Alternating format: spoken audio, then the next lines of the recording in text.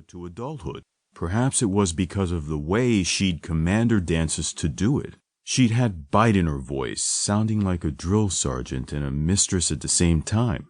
It also didn't help that she was quite attractive for her age too. By looking at her face, I guessed that she had to have been in her early 40s. I was never much into older women either, preferring to only be with women my age, 22. But Anastasia Chernikova was an exception to the rule.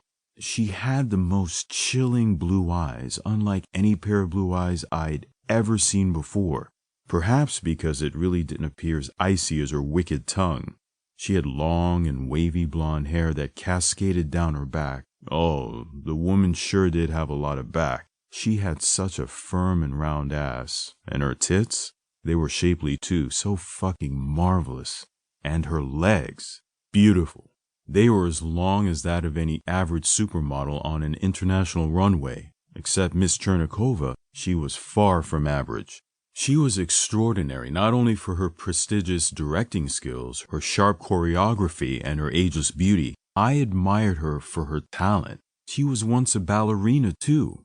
From day one, she made it known to everyone that she was once a prima ballerina assoluta. It's a rare honor, and she achieved that title in not only one, not only two, but 3 countries.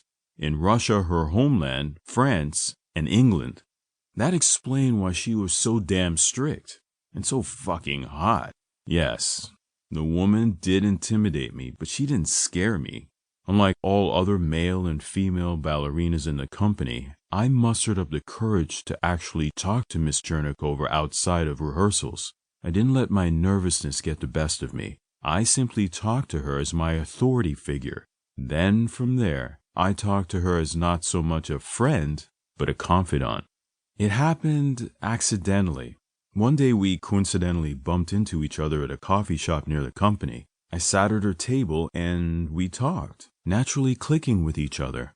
After that one coffee date, we then began to meet after rehearsals, hanging out at a few upscale and trendy bars at the Upper West Side, having a few drinks, being tipsy but not too flirtatious yet. When we'd go out, she'd mostly talk about herself, telling me almost everything about her prolific dancing career. That thick Russian accent always kept my attention, effortlessly putting me in my place. I was so smitten by her face, her eyes, those tits. They were putting a spell on me more than ever. I was helplessly submitting to Miss Chernikova without truly realizing it. That voice, that look in her eyes, it oozed with dominance whether she meant it to or not. When we started veering away from talking about ballet, the topics then became a bit more racy.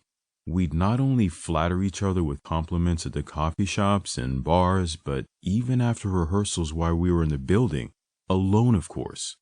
Miss Chernikova was a professional, and I kept it classy. We'd say sweet things about each other's looks. How can I forget to mention that Miss Chernikova also had the most smashing fashion sense? The clothes she wore, long flowing dresses, long sleeve shirts, form-fitting pants, and tight-fitting tops that was snug to her bust, didn't show too much skin.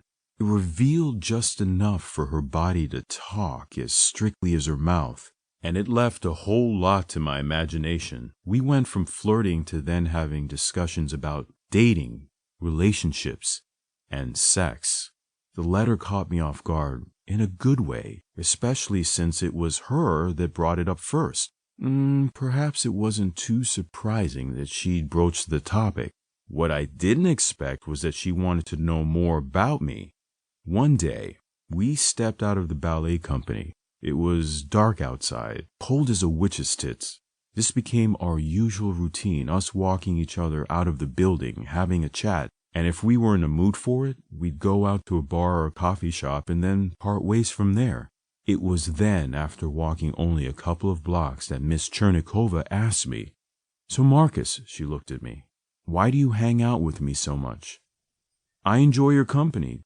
Does it bother you that we talk and hang out as much as we do?" "Not at all. I just figured that a young man like you would rather be with a woman your age. It makes no difference to me what age."